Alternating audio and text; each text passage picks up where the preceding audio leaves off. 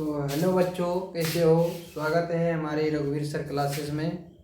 मैं फिर से आ चुका हूँ तुम्हारा क्लास 9 का एक्सरसाइज 4.2 का क्वेश्चन लेके। तो इसमें सवाल क्या है कि निम्नलिखित विकल्पों में से कौन सा विकल्प सत्य है और क्यों। और समीकरण दे रखा है y = 3x + 5। ठीक है, तो सबसे पहले इस समीकरण को सॉल्व करते हैं। क्या करते हैं, समीकरण को सॉल्व करते हैं।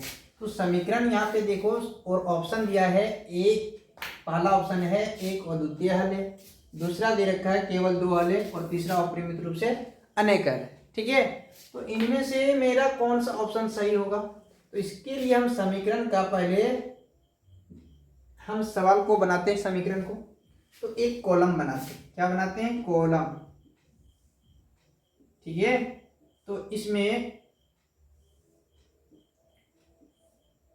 ऐसा कॉलम बना लेते हैं, ये x होगा और ये y, और समीकरण इसी पे रहेगा। तो हमारा y बराबर दे रखा है सवाल 3x + 5। तो हम मानेंगे, किसका मान मानेंगे, x का मान मानेंगे, अपने से मानना पड़ेगा। तो x का मान हमने क्या माने, एक मान लिया। ठीक है, तो एक मान लेते हैं, तो इसकी जगह पे क्या हो जाएगा 3 × 1 + 5। तो ये 3 × 1 = 3 हो जाएगा +5। तो दोनों को जोड़ेंगे कितना हो गया, यानी 8 कर दिए दोनों, 3 और 5 को 8 किए तो कितना हो गया 8। इसमें कितना आ गया 8 आ गया। तो देखो उसके बाद हम 2 मानते हैं, इसमें कितना मान लिए 2। तो फिर हम रखते हैं y = 3 × 2 + 5।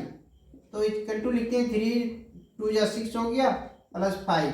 तो 6 और 5 कितना हुआ 11 हो गया। कितना हो गया 11 हो गया। ठीक है, तो उसी प्रकार हमारा y का मान निकल रहा है यहाँ पे। तो यहाँ पे y का मान 8 निकला था और y का मान यहाँ पर 11 निकला। फिर हम समीकरण को लिखते हैं यहाँ पे y = 3x + 5। तो फिर हम y का मान निकालना है, अभी 2 कॉलम बाकी है। तो एक पहले मान 1, अब 2 माने हैं, अब की मानते हैं 3 मानते हैं। ठीक है, अब की बार 3 मान लेते हैं। तो फिर लिखते हैं 3 × 3 + 5। 3 3 = 9 हो जाता है, और 5 प्लस कितना हो गया 9 और 5 14, यानी y बराबर कितना हो गया 14। उसके बाद तुम्हारा ये तो मान लिया, अब y बराबर x बराबर मान लेते हैं 4। क्या मान लेते हैं 4 मान लेते हैं। ठीक है, तो y बराबर 4 मान लेते हैं। तो इसमें y बराबर मान लेते हैं 4, y नहीं x बराबर, y बराबर क्या 3x + 5। तो y = 3 × 4 + 5। तो यहाँ पे क्या हो जाएगा 3 4 = 12 + 5। तो हमारा y का मान क्या हो जाएगा, यहाँ पे देखना है 12 + 5 कितना हो गया 17, यानी y का मान कितना हो गया 17। इसी तरह बढ़ते जाएगा। तो कि एक अद्वितीय हल है, इसमें देख रहा है नहीं, एक अद्वितीय हल नहीं है। उसके बाद तुमने देखा दूसरे सवाल में, यानी दूसरा नंबर ऑप्शन दिया है केवल 2 हल है, लेकिन 2 हल तो नहीं, ये तो बढ़ते जा रहा है, अभी और भी बढ़ते जाएगा। तीसरा क्या, अपरिमित रूप से अनेक हल है, यानी ये बढ़ते जाएगा। तो तीसरा नंबर हमारा सही हो जाएगा। ठीक है, तो चलते हैं दूसरे सवाल।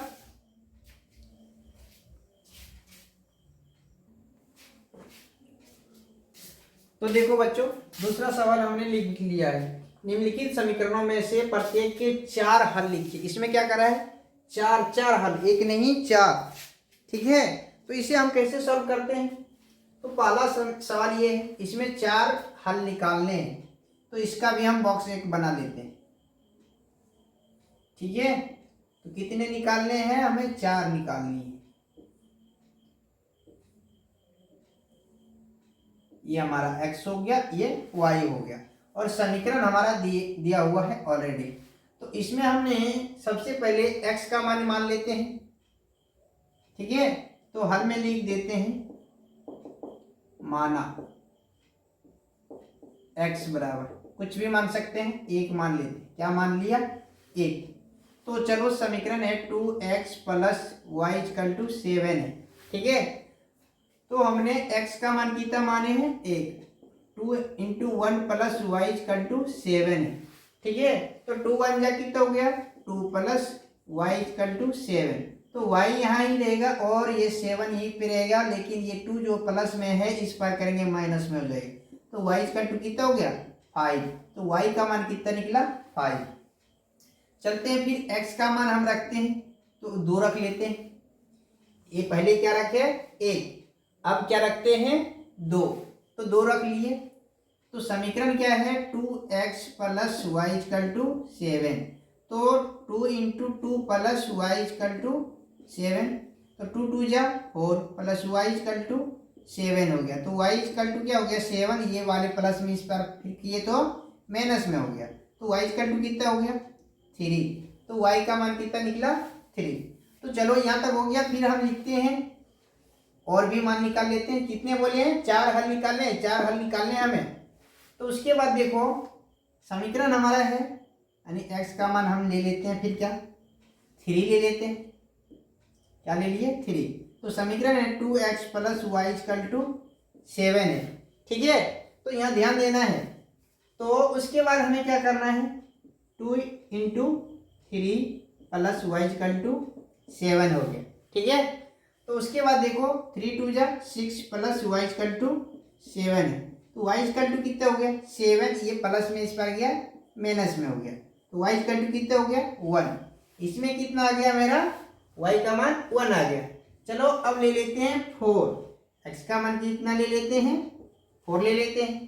तो चलो हमारा समीकरण क्या है 2x plus y equal to 7 है ना। तो हम इसे कैसे बनाते हैं फिर ले लेते हैं 2 into 4 plus y equal to 7 ले लिए, ठीक है। तो 4 2 जा 8 प्लस वाई इक्वल टू 7। तो वाई बराबर कितना हो गया 7 इन माइनस ये प्लस में इधर गया माइनस में हो गया। तो यहाँ पे वाई बराबर कितना हो गया -1। यहाँ कितना हो गया -1। ये हमारा बन के तैयार हो गया। हमने 4 हल निकाल दिए इसका। चलते हैं दूसरे सवाल यहाँ पे है। इसका भी एक कॉलम बना लो, ठीक है। तो चलो ये x और ये y, ठीक है। तो हम सवाल यहाँ पे हमारा समीकरण क्या है इसमें भी मान लेते हैं, माना कि x बराबर 1 मान लेते हैं। चलो 1 मान लिए। तो देखो समीकरण है zx plus y equal to 9। तो हमने तो x का मान माने हैं 1, तो हमारा z बराबर क्या हो जाएगा z into 1 plus y equal to 9। तो यहाँ पे कितना हो गया 1 गुना z किया तो कितना हो गया यानी सॉरी पहले 0 से हम गुना करें, 0 रखेंगे। x का मान क्या रखेंगे 0 रख लेते, बहुत अच्छा रहेगा। तो देखो 0 रख लिए, तो 0 गुना z करेंगे तो क्या होगा 0 प्लस वाई इक्वल टू 9। तो y बराबर कितना हो गया 9। ये हमारा निकल गया 9, ठीक है। चलते हैं अब x का मान लेते हैं 1। जैसे इसमें माने उसी तरह मानते जाएंगे। 1 रखेंगे तो यहाँ पे क्या हो जाएगा तो z into x plus y equal to 9। तो हमें इसमें क्या करना है z का मान 1 रखे हैं तो z गुना 1 रखेंगे यानी into 1 plus y equal to 9। तो ये z हो गया प्लस वाई इक्वल टू 9। तो वाई इक्वल टू 9, ये प्लस में ये माइनस में हो गया z। तो देखो हमारा क्या हो गया ये माइनस में आ गया। तो ये कितना होगा वाई 9 माइनस z, और कुछ नहीं हो सकता है, ठीक है। उसके बाद देखो फिर क्या हम कर सकते हैं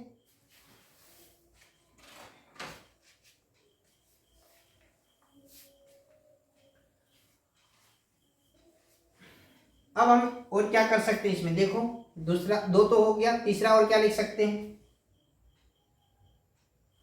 2 ले लेते हैं, x बराबर 2 ले लेते हैं। तो zx plus y equal to 9 है। और देखो अब इसे क्या करना है z into 2 plus y equal to 9, ठीक है। तो यह 2z हो गया प्लस वाई इक्वल टू 9। तो इसे हम क्या करते हैं y बराबर क्या कर देते हैं इसको 2z हो गया, इसे कर देते हैं y इक्वल टू क्या हो जाएगा 9 माइनस 2z। तो यहाँ पर हमारा हो जाएगा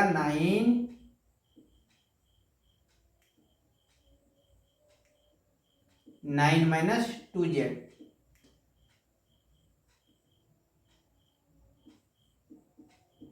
ठीक है, तो और भी सवाल देखते हैं आगे।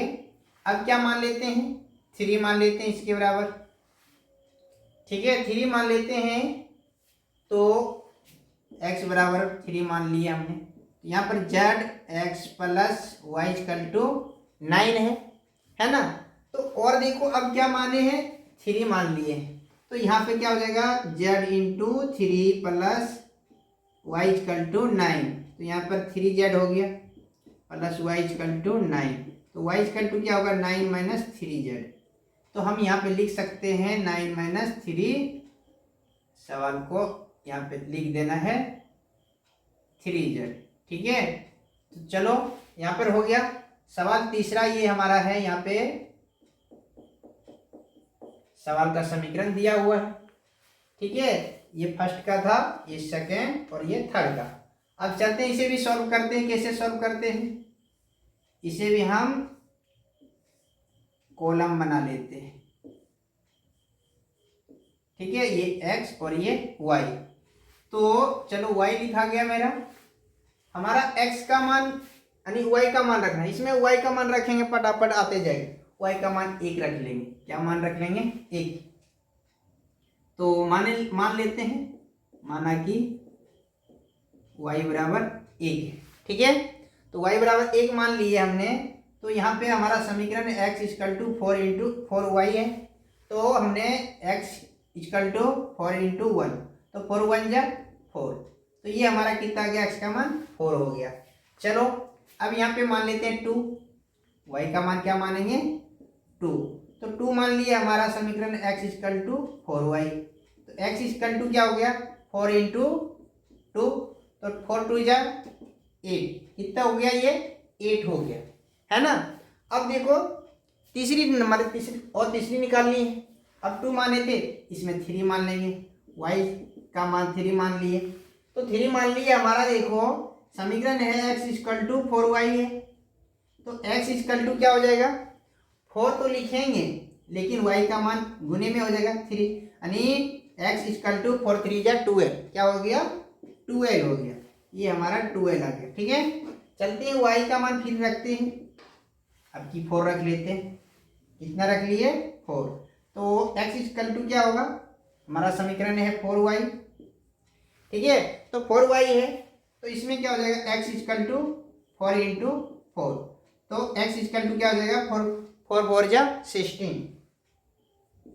कितना हो गया ये 16। तो इस तरह से हमारा तीनों सवाल ये बन चुका है। फिर मिलते हैं नेक्स्ट वीडियो में, तब तक के लिए बाय, थैंक यू।